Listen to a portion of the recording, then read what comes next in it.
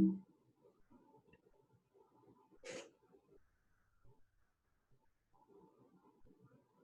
right, hello everyone. I see you coming in. Welcome. We'll just give it a few more minutes before we begin, but welcome everyone.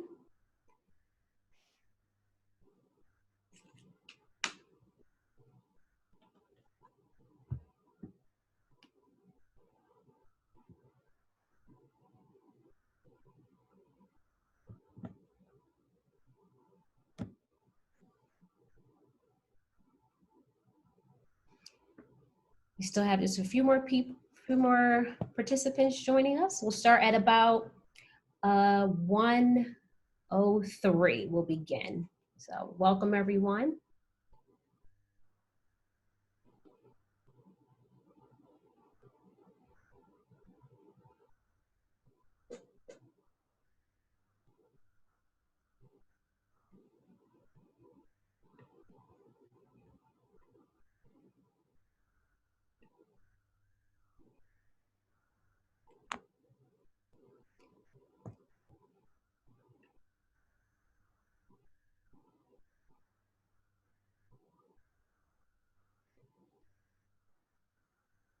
All right, about one more minute and we'll get started.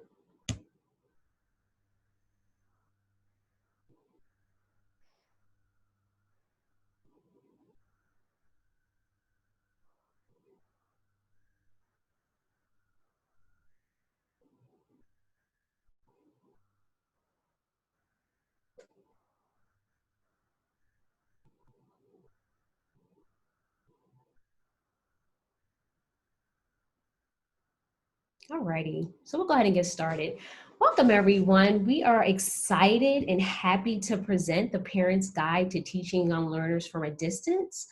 I want to thank everyone, all of our panelists for being here today and our participants. I know that there's a lot going on in today, society and the world, but I do appreciate everyone's collaborative effort and the spirit of generosity and our collective coming together in our fellowship today. So we're really excited to share this information with you all. So just a few housekeeping things. This webinar is being recorded and will be emailed to you all. You'll also receive a certificate of attendance that will be emailed. We also have a collection of resources that will be shared via a link. If you have any questions throughout, we're really excited and happy to answer them. Ms. Rain and myself will be going back and forth answering any questions that you have throughout.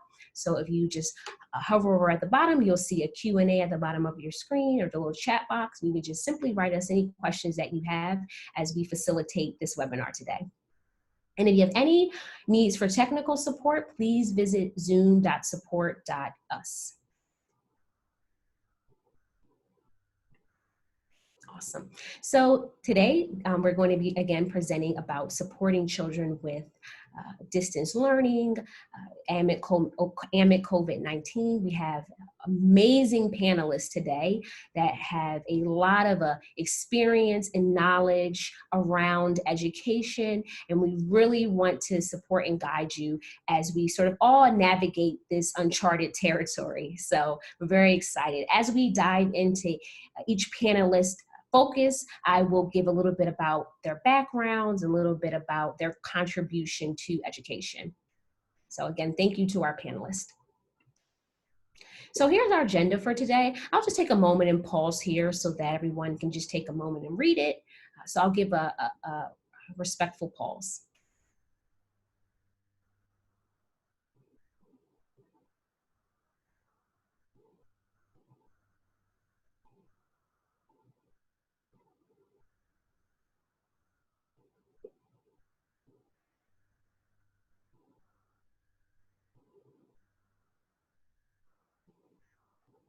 All right, awesome. And again, if you have questions throughout, please answer them in chat. We will dedicate a little bit of time at the end for any questions that anyone may have, and we'll answer them live.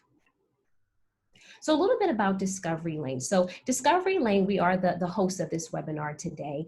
We have people from all over the United States, and so welcome.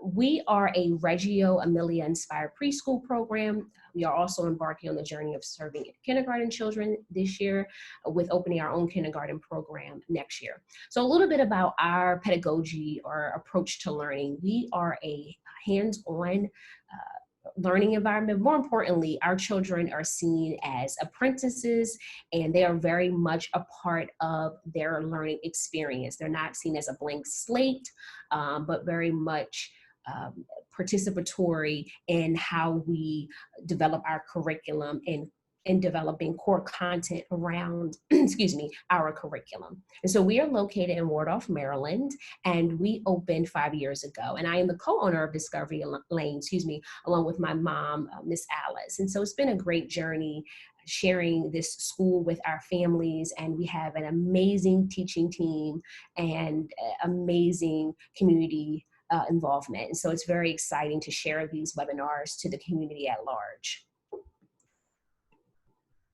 Alrighty, so again, I'm going to give respectful pause for everyone to take a moment and just read what the purpose of today's webinar is.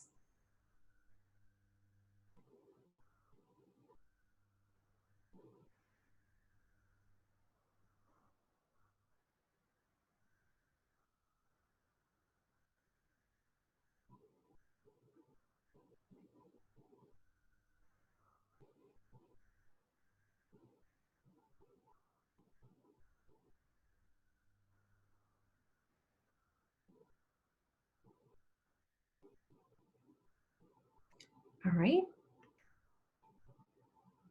Alrighty, and so we're going to get right into it. So I have the pleasure and honor of introducing our first panelist, who is Miss Rainey Frazier. She is the she is the assistant director at Discovery Lane Preschool. I always say this: Miss Rainey is the heartbeat of Discovery Lane. She keeps our families involved as well as informed about the day-to-day. She is an exceptional educator with care and compassion for our students. And so it is my great pleasure to introduce Ms. Rain, and she's going to be talking about how to create a daily schedule. All right, Ms. Rain, take it away. Well, thank you, Ms. Shantae, for that phenomenal introduction.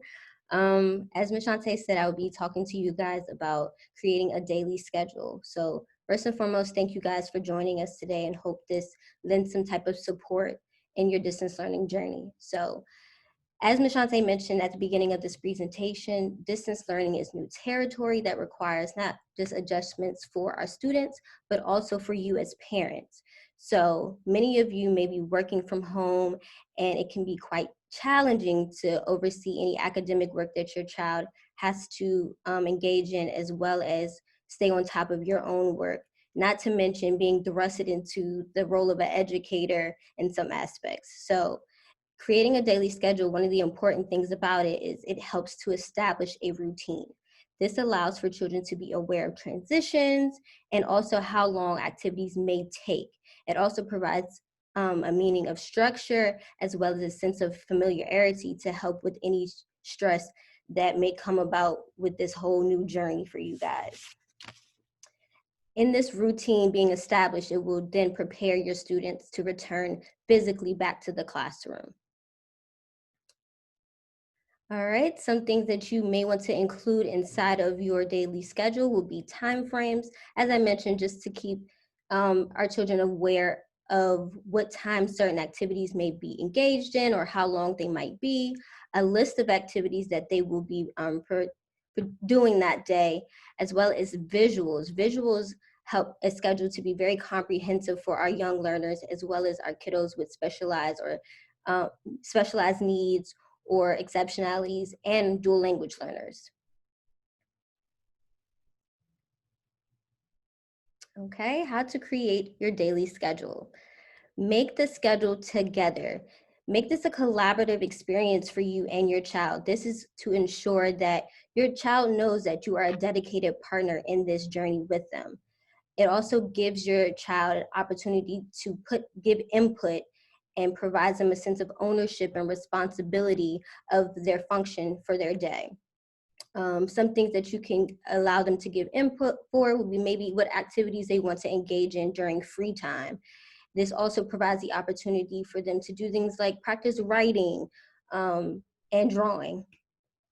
The next thing would be to consider your child's age and needs. This requires observation and a conversation. Children are more than likely demonstrate short attention spans during this time. I mean, I know I would if I had to sit in front of a screen for hours. So with this form of instruction, it is important so that so understanding what is important for your child, what is appropriate for your child will help this to be a structure schedule that will be maximized for them and effective. And don't forget to differentiate tasks for them. Some things, keep in mind their abilities as well. Another thing is to allow for flexibility. How you originally set your schedule does not have to stay that way. Schedules are not etched in stone. So if you are finding that some things are not working as you guys are going about them from day to day, feel free to adjust. Another thing is to build in time for connection and movement breaks.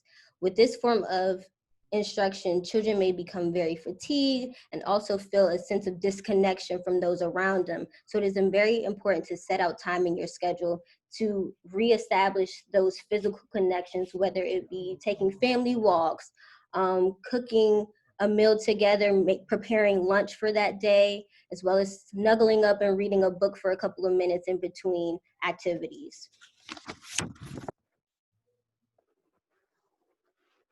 All right. This will be some things to make your daily schedule interactive. Make this a learning opportunity for them. This is something that you guys can visit throughout the day as well as daily. Doing that will establish some familiarity with them and a responsibility. Creating your own visuals, allowing them to draw, taking pictures of things that are in their home that can connect to what they'll be doing day to day. Incorporate moving parts. This provides a physical connectivity to their schedule and a sense of accomplishment when checking things off. I know our kids here at Discovery Lane, they love when they can remove pieces from our different installations, whether it be our calendar or weather board. So you can definitely implement this into a daily schedule. Once they complete something, have them move it to another side of the board or remove it completely so that they know they have completed that task for today. And the last thing is to integrate sounds. This is great for our kids also with exceptionalities and catering to the sensory aspect of learning. You can start off with a music for warm up before your day starts. Also integrating sounds for transitions or the start of a particular activity. For example, the cleanup song.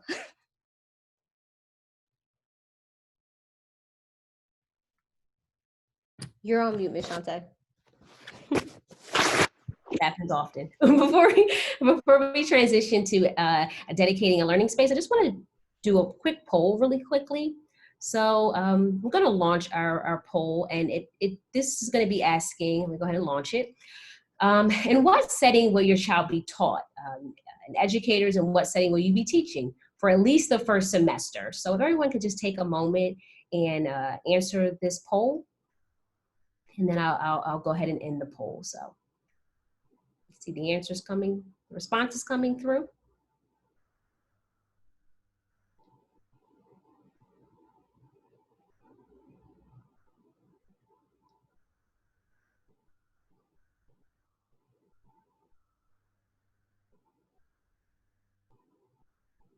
And for homeschooling, I apologize to say homeschooling limited or no support from school.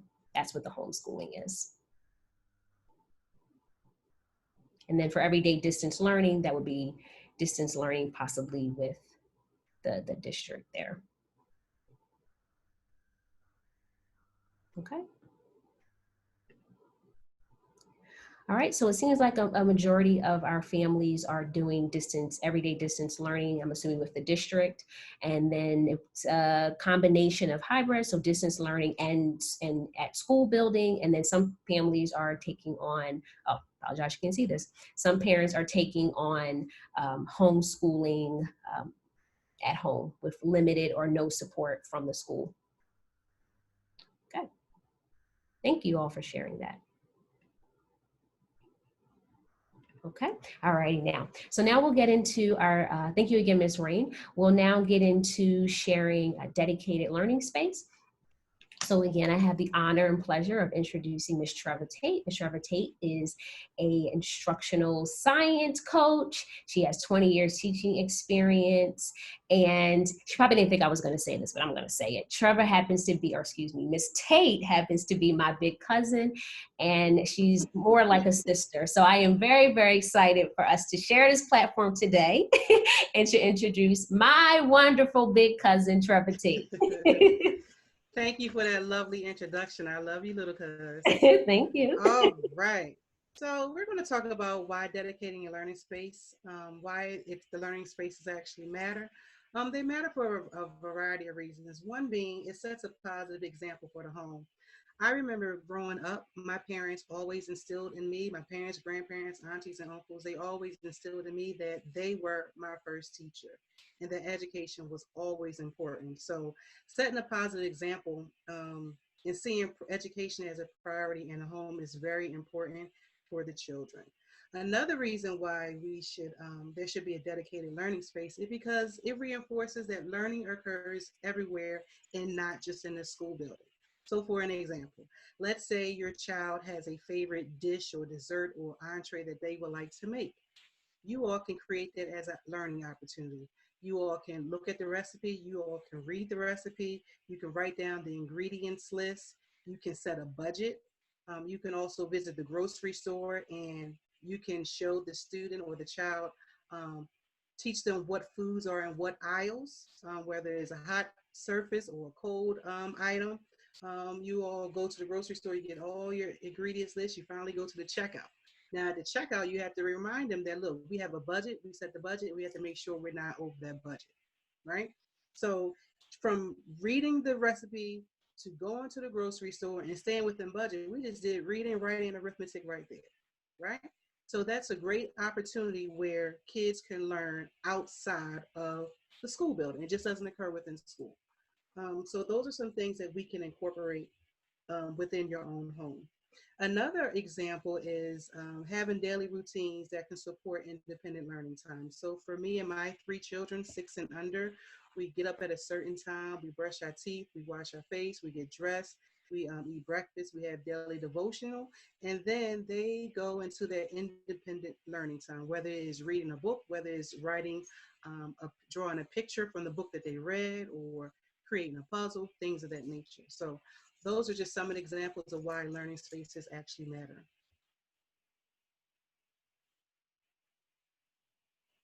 Now, what can these learning spaces actually do? First and foremost, it helps your kids use their creativity juices.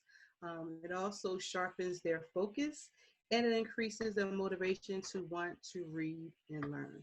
Um, Kids tend to mimic what they see.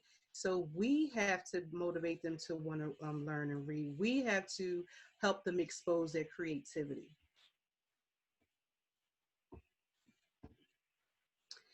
These are some questions that you may want to ask yourself when you're planning your learning space. Is your child active? Do they like to sit for long periods of time? Does your child like quiet spaces or do they like sound engagement with soft music? So for my son, my 6-year-old, I know he has to focus. He cannot have any music. He can't have anything extra around his learning space. So how we developed his space was we asked his favorite color is red. He likes Transformers. So we try to create a space that is engaging to him, that stimulates him visually, but not too stimulating. So these are some questions that you want to ask yourself when you're learning, when you're actually planning your learning space.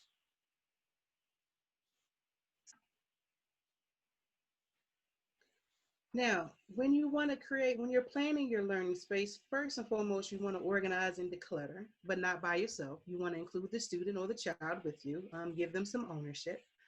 You want to make it comfortable. Do they prefer sitting on bean bags or actual chair and desk? You also want to create a visually stimulated space, whether it is colors whether it is a natural scenery or natural background near a window. Um, you also can create portable spaces, and those spaces could be a trifold poster board where the student or you have decorated. You know, the scientific boards that we tend to use for science fairs. They can use actual trifold board. They can also use, and I've seen these in Target, these are like plastic little lap desks that you can actually use as a portable station as well. So they are Target for $5. So those are some other options when you're planning your actual space, because some people may not have the availability to just sit in a specific area same day, same time. And you also want to create add additional personal touches. So if your child has created a drawing or use some type of arts and crafts to create, you can plant that at the learning space as well.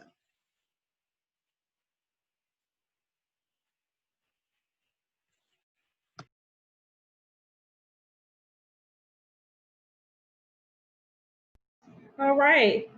So, Sorry, I apologize. I was on mute again. Sorry, Sophia, I was saying all this stuff.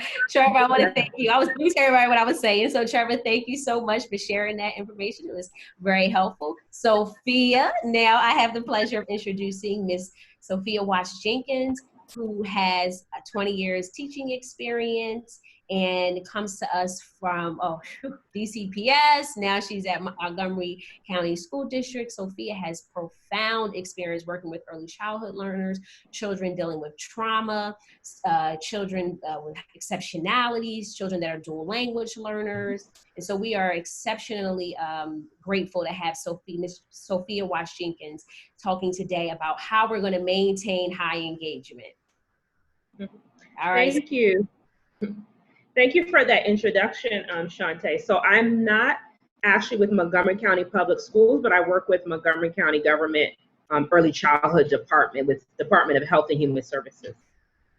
All right. So now we're going to talk about maintaining high engagement. What is high engagement? So high engagement means that your child is actively learning and that they're an active participant in their learning. Okay, so why is this important? This high engagement is important because anybody, even adults, we're more likely to retain information and be more open to the learning process if it's something that we're actively involved in. So for example, we think about if we have to change a tire on a car, we can watch a video about it 20 times, but we have to get under that car and actually do it to be actively involved in learning each step. It also motivates children and students to practice higher level critical thinking skills and promote meaningful learning experiences. So the children are problem solving, they're analyzing, they're creating. So maintaining high engagement enables for children to do all of these things. All right, so how to maintain high engagement. So since you will be your child's teacher, you need to show your child that you are also excited about the work or the new skill that you are embarking upon. So model enthusiasm. Make sure that you're also excited about what's happening and what they're going to be learning. So highlight the value of the learning material by giving examples of how your child can use this information in everyday life. So for example, if your child is learning how to write the letter B, make that something tangible for them and show them how that they will be able to use that every day. So for example, little James, we're learning how to write the letter B. Next week when we go to the grocery store, you can help me make a grocery list because we're going to need bananas, we're going to need blueberries, and we're going to need bread. So let them know how this skill is going to be something that they're going to be able to use every single day. Also, allow for student-chosen projects based on their interests. And I know Ms. Rainey and Ms. Tamarat are going to talk a little later about the approach that they take at Discovery Lane, because they do a lot of student-chosen projects. But really ask your child You know, what is something big that we can do? If we're learning about the letter B, can we make something with paper mache? Can we make a big blueberry out of paper mache? Can we make a baseball bat? Can we make a baseball? Think about how what your child is interested in can transfer into a project that they actually choose and that they're excited about. And connect. Again, connect to the real world through virtual or local field trips. So we know that you know, we're still not all the way 100% back to everything being open, but think about field trips that you can take with your child that connects to whatever you're learning. So a walk through the neighborhood is a very, very rich experience. Going to the grocery store, visiting a garden, a park, a hiking trail. So think about how these experiences can connect to what you're learning. All right, so again, we think about the whole concept of collaborating, which I know Ms. Rainey mentioned in the beginning of the webinar, versus facilitating and dictating. So we always want to take the collaborative approach, again, that we are learning with our child. So be present. So do a quick me check to make sure that you can engage with your child and really support their learning. So we know I'm also a homeschool teacher as well, and I was also working from home, which I know is a situation for a lot of the viewers or participants. So really think about being present. So take a deep breath, clear your head of any mental noise before you go into supporting your child or collaborating them with their learning. So if you just finished something that you had to do for work, or you need a little break, you need to take a deep breath, do that so that you can make sure that you dedicate all of your time and all of your attention to what you're learning with your child, okay? And often I know that it's really helpful to take a few deep breaths with your child. Maybe they're transitioning from one activity to another, so take a deep breath together, clear out that mental noise, and really think about how you all are going to move into what you're doing. Connect. Take this time to really connect with your child. I was thinking about, we really have to consider that even though this time that we've been quarantined has been a lot, think about how valuable this time is that we get to spend with our children. Take this time to learn about your child and their interests. So through my homeschooling experience, I've learned that my 11-year-old really loves science.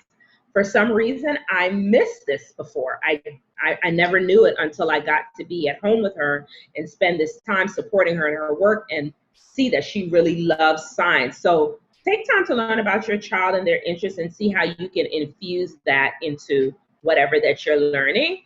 And take the approach of, we are learning this together. So even though we may know how to do a certain type of math, such as fractions or whatever else our children may be doing, or we may know how to group or subbatize, talk to your children about, this is a new learning experience for me as well, because we may very well have learned it in a different way than our children are learning now. So make sure to be transparent with your child and tell them, hey, I'm learning this with you, so that it can be more of a rich experience for both of you.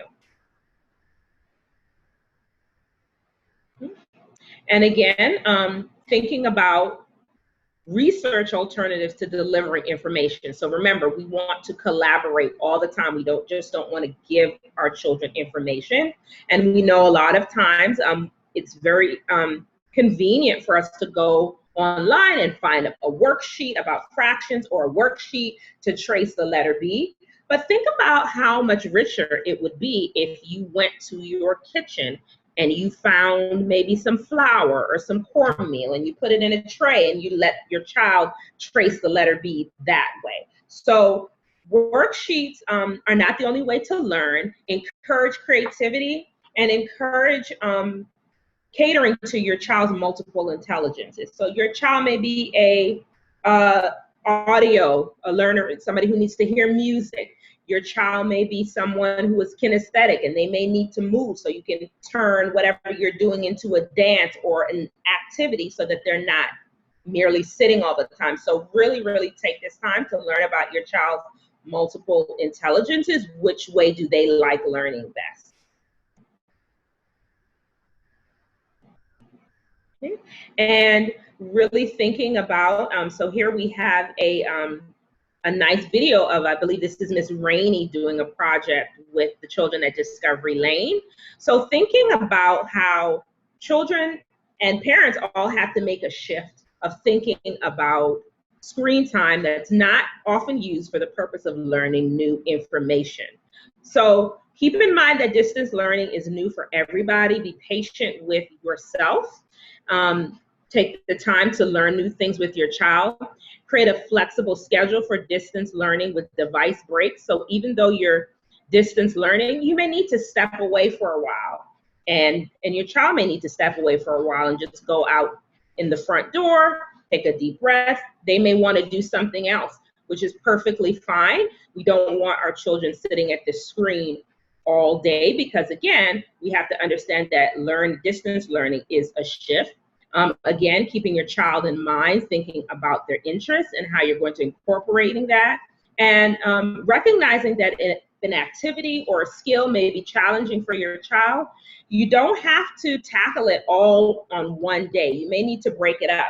So if you've worked on something and your child needs a bit more time to kind of master the concept, it is fine to leave it where it is and say to your child, you know what, we're going to revisit this on another time or another day. So really consider those things, and maintaining high engagement means that you want your child to be interested, involved, and really excited about learning, and you have to model that as well. All right, awesome. Thank you so much, Ms. Wash-Jenkins, for sharing that wonderful knowledge and information about how families and educators and caretakers and parents support our young learners and our rising kindergartners, rising first graders, all of those kiddos with maintaining high engagement. I know that was a big question for a lot of people when we were initially sending out information and collecting questions. And I know that was a big one, is how can we maintain engagement, because we're presenting information in such a new medium and in a manner in which children are not used to new information being delivered. So thank you so much. I think this is an appropriate time to do another poll. This goes well with before I introduce Ms. Griffin. So I'm going to do this poll first, and then I will transition to Ms. Griffin talking about social emotional. So our next poll is about how is everyone feeling? So this is obviously a safe space. So what is your internal weather pattern with helping your child with this upcoming school year amid COVID-19? Educators, you can also respond to this as well, as I know we have some educators here. Are you feeling sunny? I'm great. Are you feeling so-so? Or are you like, I don't know about this one, yikes? Are you feeling rainy? So I'll take just a few minutes for everyone to just answer this poll, and then I will go ahead and show everyone the results.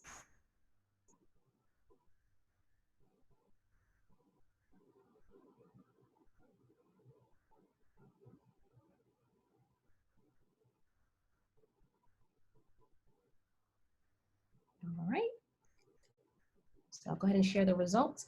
All right, so we're feeling so-so. Okay, that's good. So one person is feeling like, oh no. So I hope this is giving everybody a little bit of a relief to their anxiety or angst that you may be feeling with this, again, with this approaching a new year. So I'm gonna go ahead now and introduce Ms. Griffin. I will ask to unmute her. Alrighty, so I have the pleasure of introducing Ms. Griffin, who is the instructional coach at Discovery Lane Preschool. She has over 30 years teaching experience at our program, and you're unmuted now, Ms. Griffin. And awesome. And I mean, I can't say enough great things about Ms. Griffin. She really not only challenges us at our program, but she does it with such care and compassion and such reverence for students. And she always comes in with a smile, and she's been coaching us from a distance. And so we truly miss seeing her every day, but we are glad that she's able to do that in that medium. And so Ms. Griffin is now going to be talking about how to integrate social emotional for our kiddos. All right, thank you, Ms. Shantae.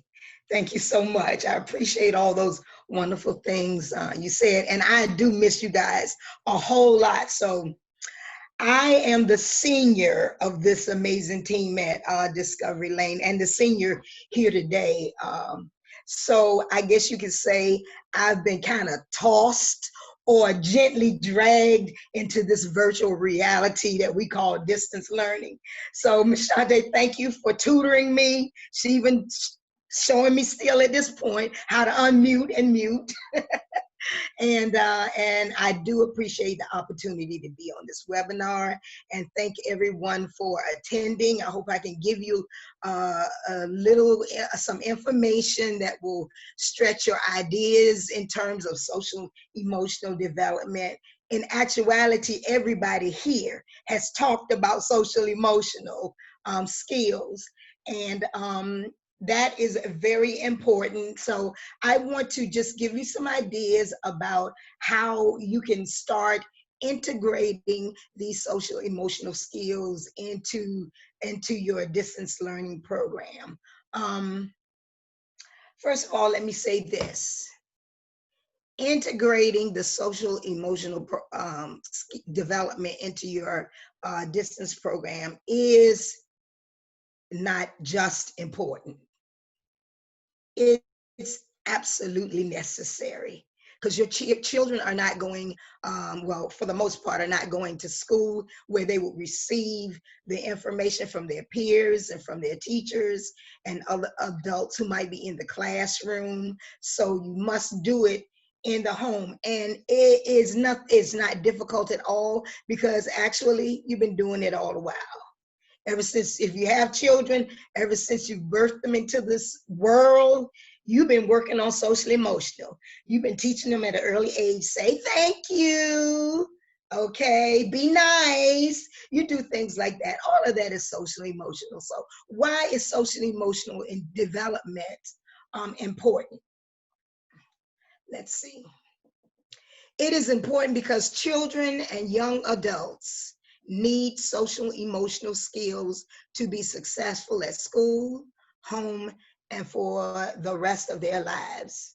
And if you take a look at some of the adults in our world today, you will observe that adult behavior, you will really see that a large population of adults are not proficient in terms of social emotional development.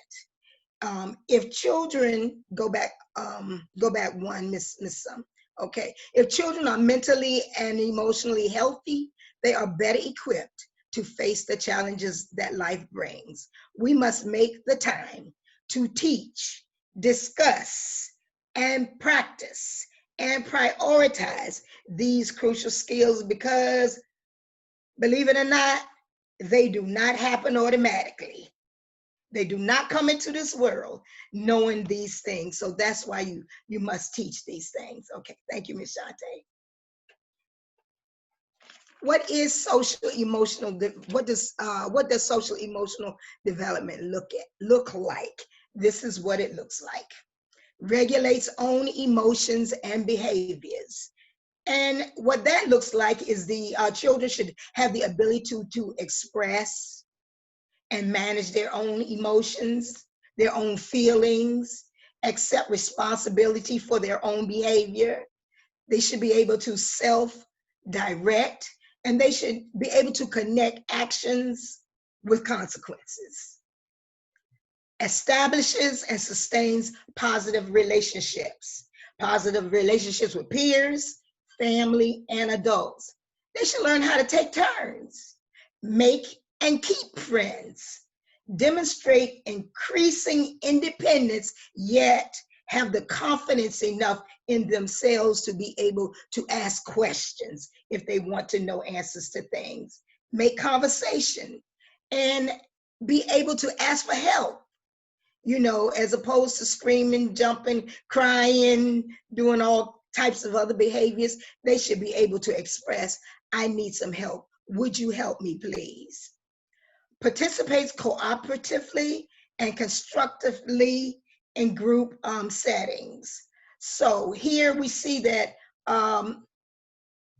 The children should be able to show concern for others, use good manners, understand that we have rules that we all live by, not just them. We live by rules. We have routines. They should be able to work with others to solve their problems. They should be willing to work with others to solve another person's problem, and understand and respect the rights of others, the differences of others, and that you have the right to think the way that you choose, and I have the right to think, and it doesn't have to be in agreement to the way that I feel about it.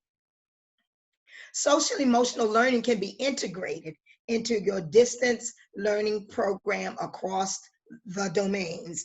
Language arts, your children are learning math, science, and social studies.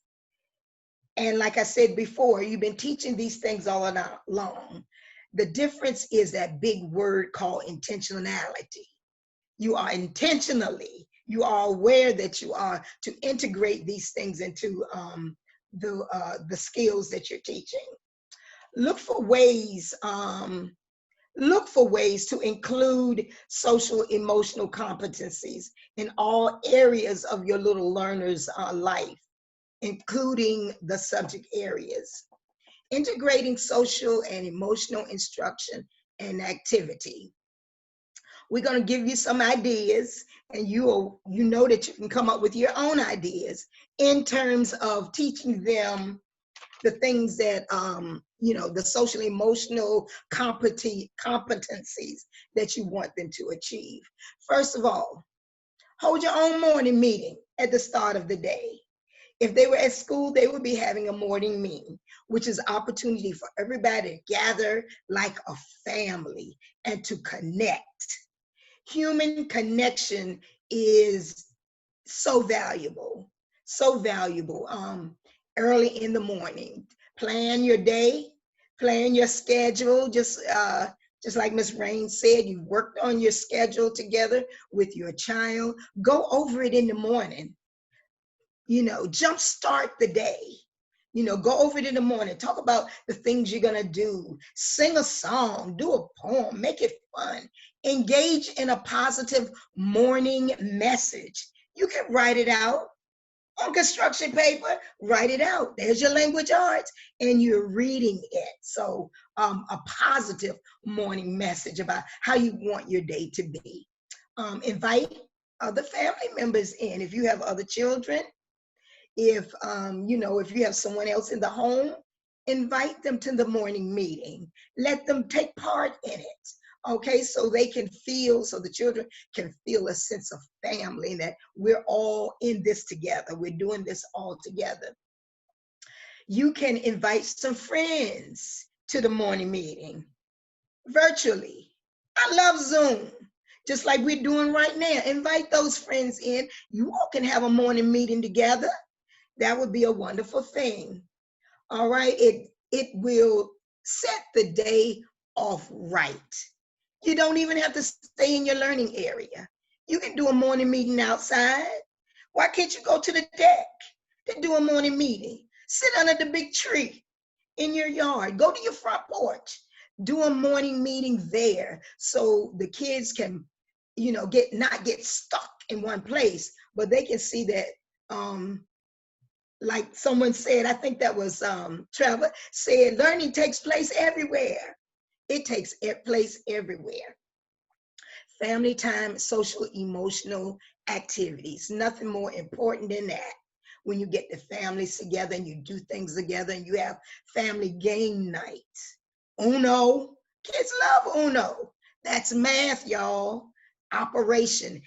Dexterity. Okay? Lots of other games. Talk about while you're playing the games, talk about how they're feeling. Talk about the fun of it. Talk about,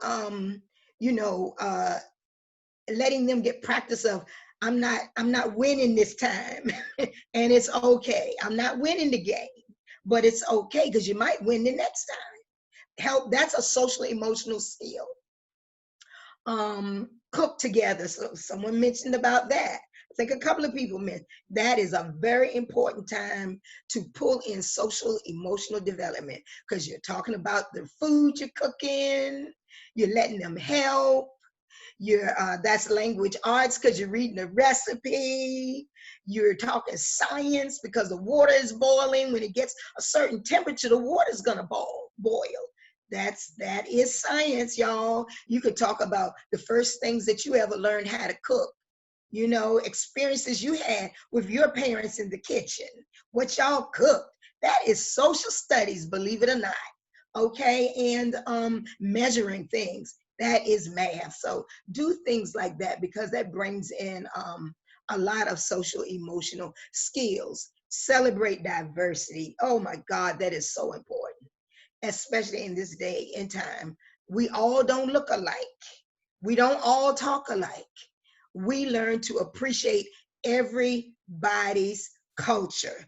Celebrate that diversity. You can do it. You can have a little puppet show. If you don't have any puppets, then make some. They're easy to make out of socks. Make some puppets. Say that this little puppet here is from Trinidad. Say that this little puppet here speaks Spanish, so they don't know how to communicate. What can you do to help them communicate? The universal language, okay, of love. And you can show video clips about multicultural experiences, and you can have dramatic playtime. And guys, there's just so many things that you can do. Make some social problem. Have a social problem task card. On a little card, write a little task that they are going to have to do that they can understand. Charlotte has red hair. Bethany has black hair. Her hair is kinky. Charlotte's hair is long and straight. So, you know, make a scenario where you can say, she talked about her hair. What would you do?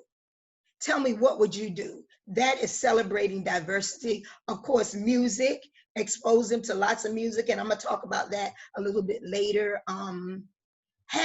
Do random acts of kindness. Talk about how everyone is not as wealthy as you are, or how everyone is not as poor as you are, whichever way it goes. Talk about we live in different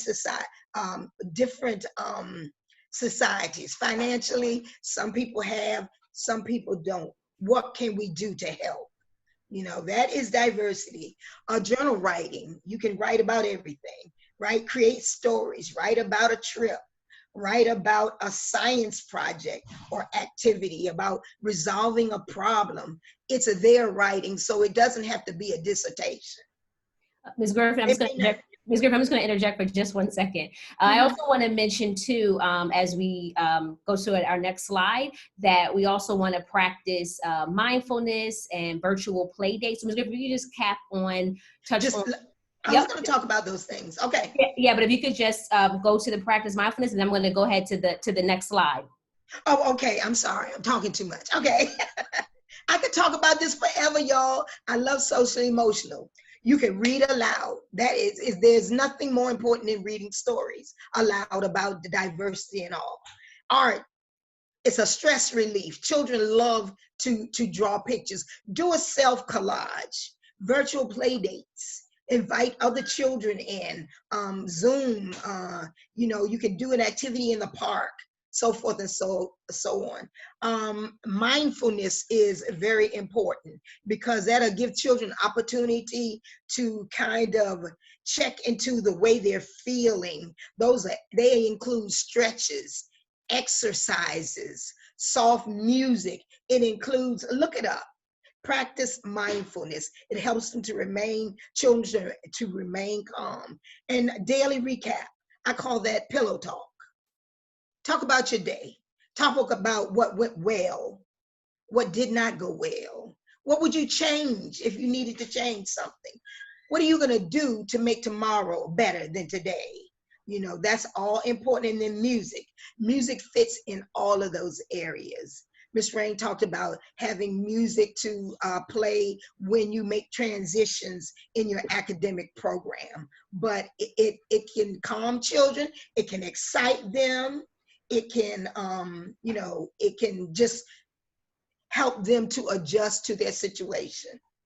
And okay, that is it. I talk a lot. Thank you so much, Ms. Griffin. All righty, guys. So now I'm going to jump into talking about mapping out the school year. And if you see here, it says mapping out the school year. So I think if anything we learned from COVID is really adjusting our expectations and being quite flexible. And I think that's been reiterated throughout this webinar.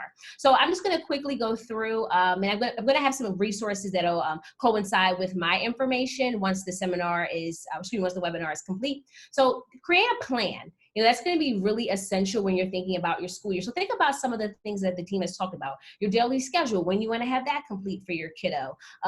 Any virtual field trips that you may want to take. So be thinking about what Ms. Rain said about the daily schedule, which is the micro, the day-to-day, but be thinking about how you want to see maybe your week go or your month go. And that sort of informs when you're setting your goals and how you want to target certain goals for your kiddo, which then informs knowing your statewide standards. And so what is it that children have to master and acquire by the completion of the semester, or if you're deciding to do homeschooling by the end of the school year? What are some standards and goals you want to set? When you're thinking about your school year, think about project-based learning. So project-based learning is an inquiry-based approach for children to come to know information. I have a really good video that I have on the resource page that we'll be sharing that really dives deep into this approach of learning. It's about children learning actively rather than passively, and meaningful projects. Again, that key word is meaningful. And I think, again, the panelists really talked about how you can really spark these ideas and get this information from your children. And I don't think it was said today, but I think our collective panelists that have children said that if you didn't know anything about your child before, you really know your child now. And so longer time is spent on a project. Knowledge is demonstrated through demonstration. So like presenting, maybe acting out what they know, artifacts, something tangible that they've created, or just a simple, presentation of those two approaches. And this can be done with bringing the family together, and whether virtually or in the house, maybe even the neighborhood, if you're close with your neighbors from a distance, and saying, hey, look, this is what I've been learning about. I did an investigation about the life cycle of a chicken. And so this is my presentation about what I've learned. It makes children very proud of their work. And as a result, children develop cognitive, collaborative skills, creativity, and as well as being able to articulate themselves and communicate. And when thinking about our children with exceptionalities and dual language learners, be thinking about mediums in which they can convey their way of knowing, whether that be acting out or drawing a picture or writing. And so be thinking about those ways, educators, in which children can show their way of knowing. All right, awesome. So now I'm going to transition to our assistant principal on the panel, who has 20 years teaching experience. She's taught at all 3 levels, which is exceptional. And her specialty is leadership and children with special needs. So I'm going to now turn it over to Nairee. So Nairee Smith, we're happy to have you here, and take it away. Good afternoon, everyone. And again, thank you for having me. So part of what I want to discuss with you today are framing your questions appropriately for the proper person in the schoolhouse. So all these questions that we have, and I know as parents, there are a number of things you want to know, but maybe you don't have a bank of questions to ask. So we're going to go over a few questions and some key areas that you may want to focus on to get you started and getting your year off to the on the right foot with your scholar. So those areas would be communication, teaching and learning, support, and grading. With communication, you want to understand, one, what platform will be utilized to communicate with students as well as parents, because both platforms may not be the same. Will your teacher have a schedule? Will the students be following the same schedule as if they were face-to-face? Some of these questions will be answered on a district level and some are in-house. So you need to know specifically, how is your school addressing some of these things that are coming out from the district level? Will there be newsletters, emails? What is the best way to communicate with your family, with the school around the needs for your scholar and things like that? The school or teacher's weekly, monthly newsletter is important.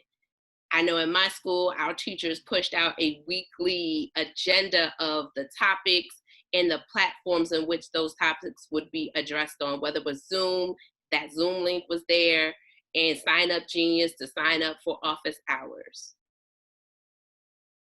So when we also talk about, we can move to the next slide, teaching and learning, it's important again that we're talking about platforms. There are a plethora of educational platforms out there that schools are exploring at this point to best engage your scholar at home. So what does that platform look like? One, so it gives you an opportunity. There are a number of partnerships on Facebook that are going over some of those platforms, as well as for educators, as well as for parents, so that you can see what that platform looks like for your scholar and help them to navigate. One, will your teacher have office hours to support your child's individual needs? If Johnny didn't understand that math problem, will that teacher have time to address it? And when is that designated time? So one, that you as a parent can find out whether this is just a scholar time or is this time for families to ask questions as well. Will the sessions be recorded for viewing later? I know some districts had some legal concerns around recording. If you want this recorded, you need to, one, send back your public release form to your school system to make sure that it is okay. And a lot of times your child will be asked to turn off their camera so that their face and likeness is not recorded during that session. Attendance, what happens if your child is absent? Some schools are not going to be able to take attendance the standard way. I know in our school, our teachers had a link. Get your child accustomed to that link and knowing what that link looks like, how to find it, and make sure that your child is getting through it. And if you have concerns, reaching out to the teacher to do that. Also, materials. Some school systems have already designated what materials will be sent out to schools, but you also need to know, what do you need? What supplies do you need at home to help your scholar navigate this learning experience at home? Because we all know that scholars learn in multi-modalities. So with that, if your child is kinesthetic and tactile, what do I have to keep them engaged there, and what manipulatives they may need? So when we move to support, so we continue support at the school level, whether we're open or closed. So I don't want families to believe that just because we're not face-to-face that the supports have gone away. They just look a little different. And you need to be asking questions about how can you access those supports. So if your child has a 504 or IEP, we all know that some of those accommodations or modifications do not work virtually. Make sure that you're scheduling, if your IEP or 504 is not up for renewal or for its annual meeting, schedule that at the beginning of the year so that you can revisit that plan to make any adjustments so that your child can meet with success virtually. Access the counselor. So I know we just had a whole thing on social emotional. Make sure that you're accessing a counselor, because sometimes our children are going through things. They don't have an IEP, they don't have a 504, but they need some kind of support and someone to check in on them. Access the counselor for those supports. Reach out to your school administrators or your scholar's teacher to find out how do you get those supports for your scholar so that they can navigate and be successful as well. Also, if you do have true concerns, you have the ability as a parent to request a student intervention meeting or SST meeting, whatever it's called at your school. You can request these meetings so that it speaks specifically about your child and the concerns that you have, and they can be addressed by a group of educated professionals to best serve your scholar.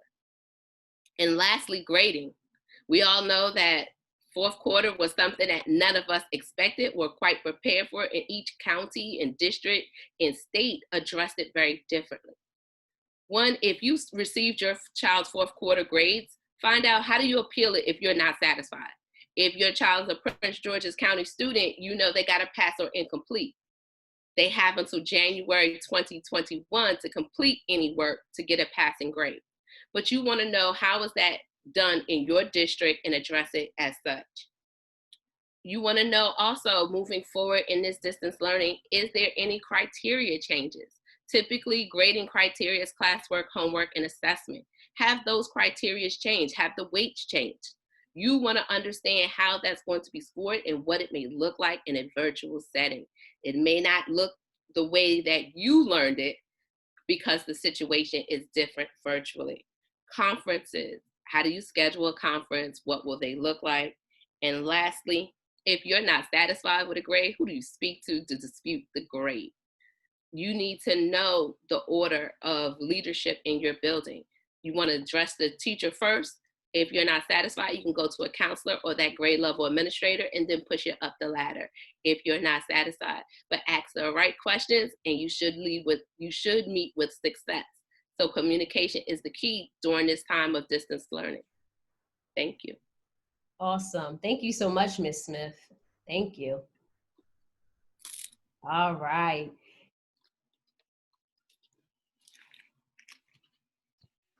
All right, so we want to meet our needs. Here are some 3 tips and tools that I would like to share with all of our parents, my parent educators out there. First and foremost, you want to stay sane. Do not expect to function like the typical 7 hour school day. You should dedicate specific teaching hours per day for your child. So for an example, 3 to 4 hours tops per day. Do not expect to function like a regular school day. The second piece of advice I would give you is give yourself some space. Give yourself some space, your child some space, your spouse some space.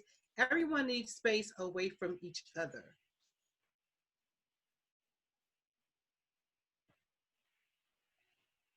And last but not least, you want to create family fun moments.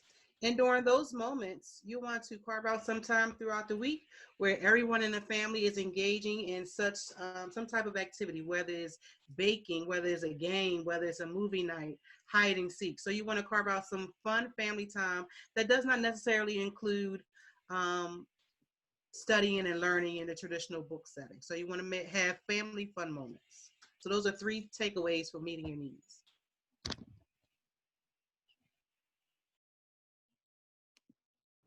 Can everyone hear me okay? I think I might have froze for a second. Can you hear me? Yes. Okay, awesome. All right, and so now we're going to transition to, and Ms. Smith, I did thank you for your information. You probably didn't hear that, but thank you so much for sharing that information. And Ms. Tate, thank you so much for sharing about what families will need. And so now we'll transition into our last bit of the information that we're going to share today, and it's what will you need for homeschool learning. And Ms. Sophia?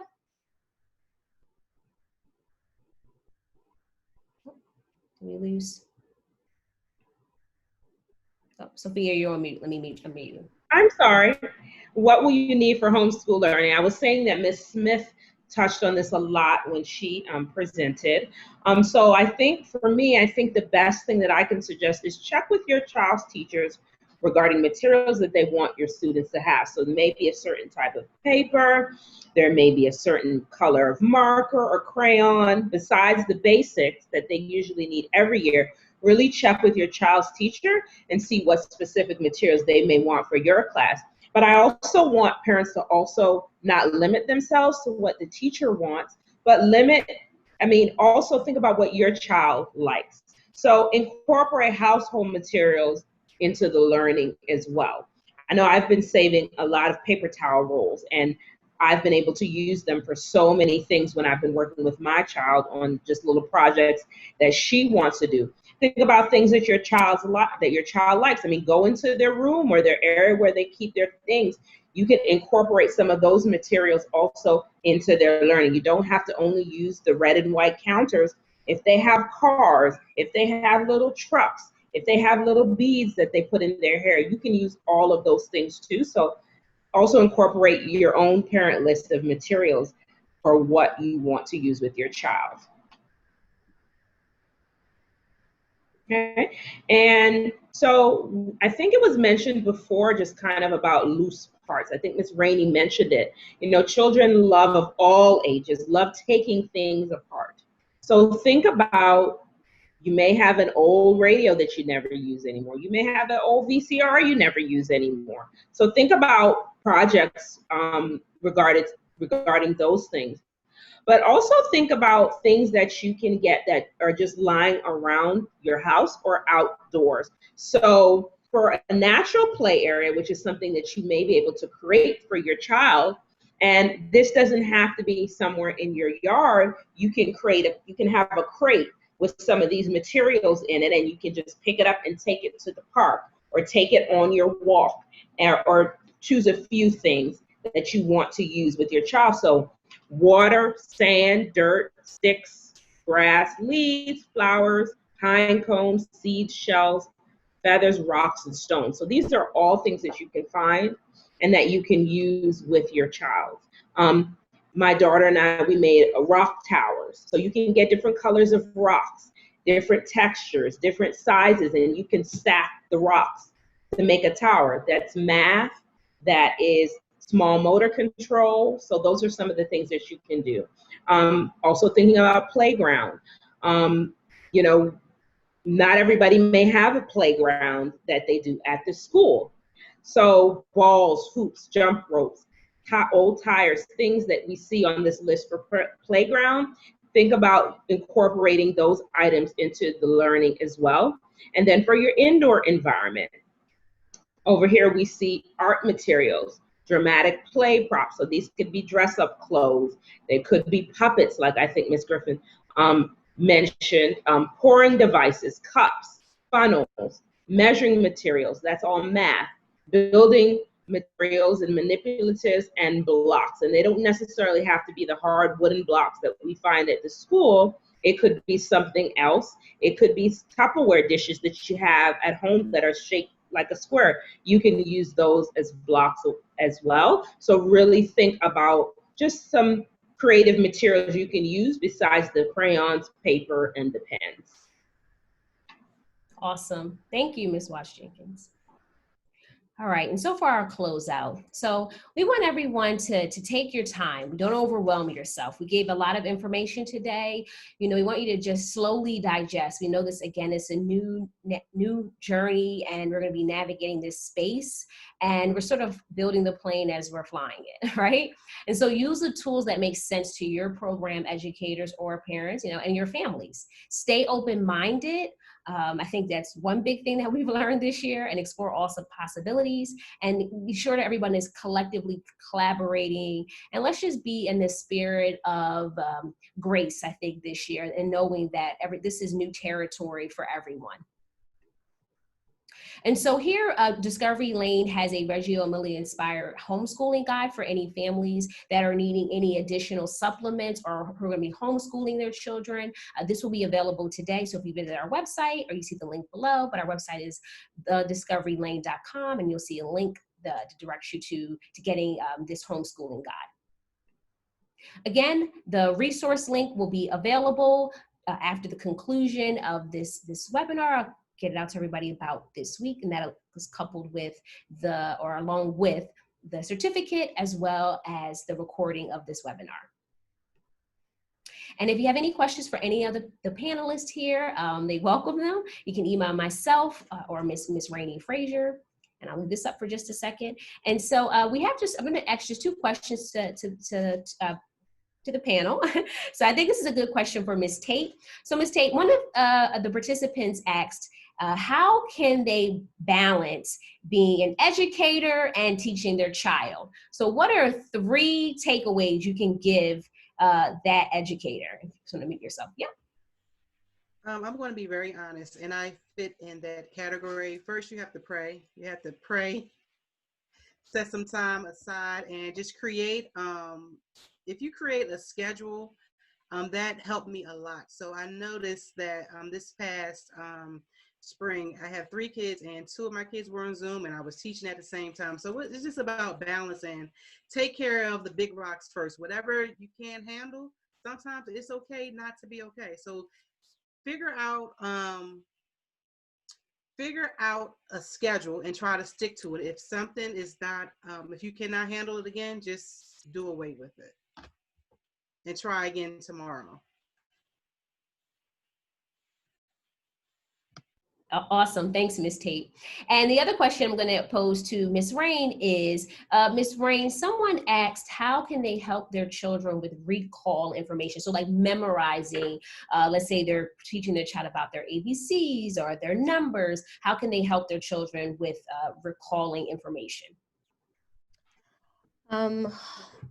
Make it fun.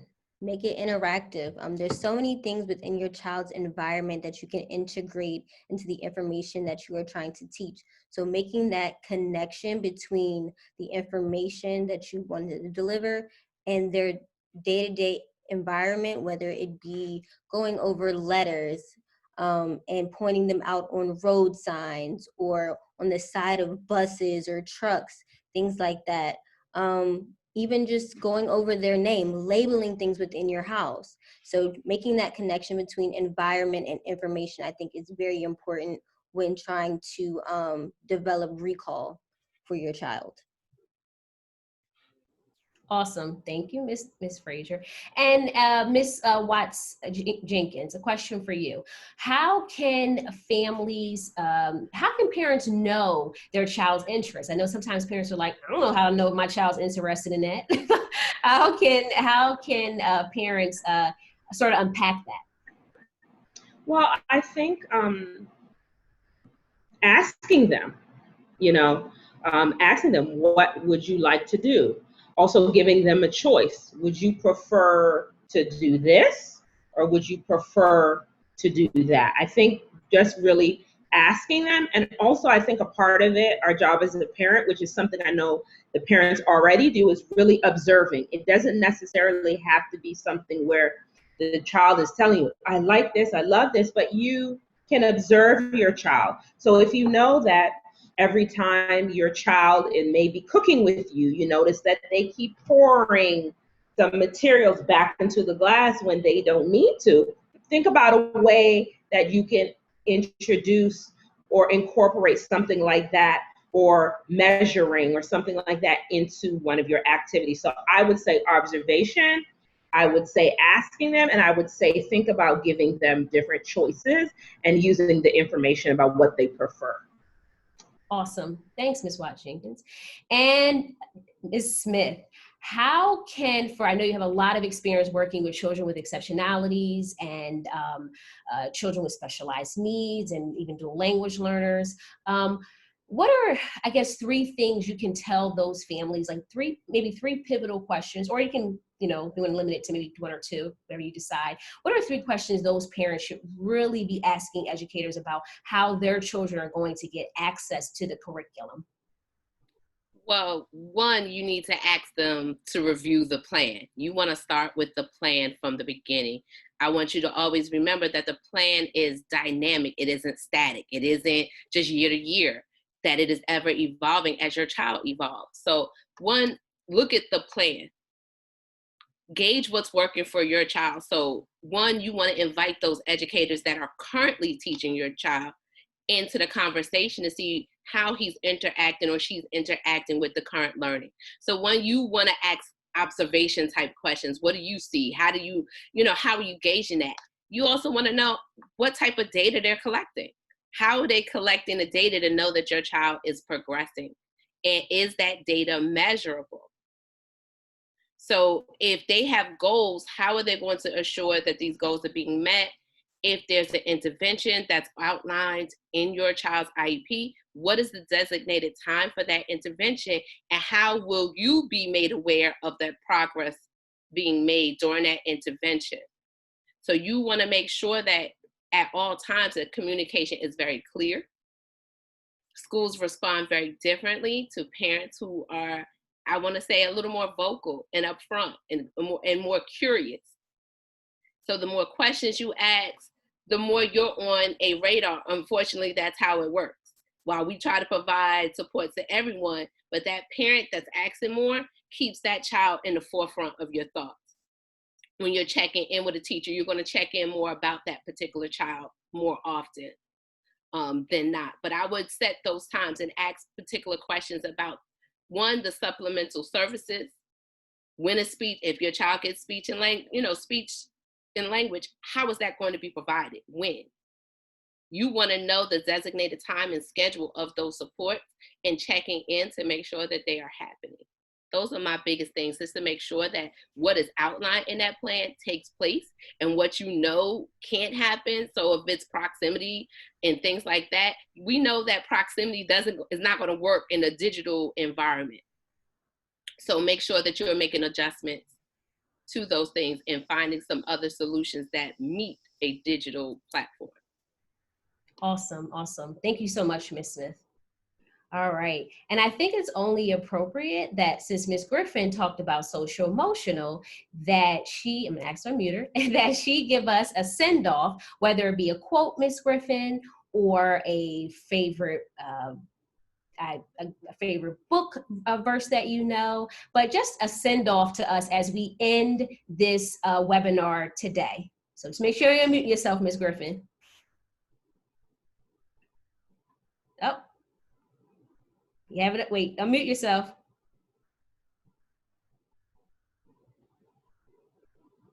Did you get it? Wait, we still can't hear you, Ms. Griffin. Nope. Do you see the button coming up that says ask to unmute?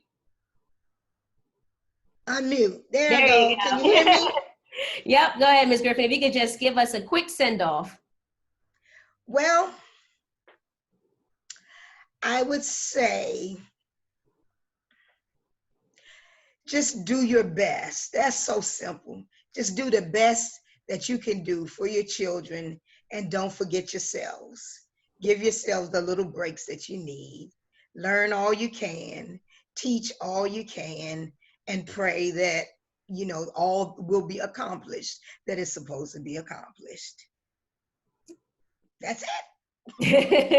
Thank you, Ms. Griffin.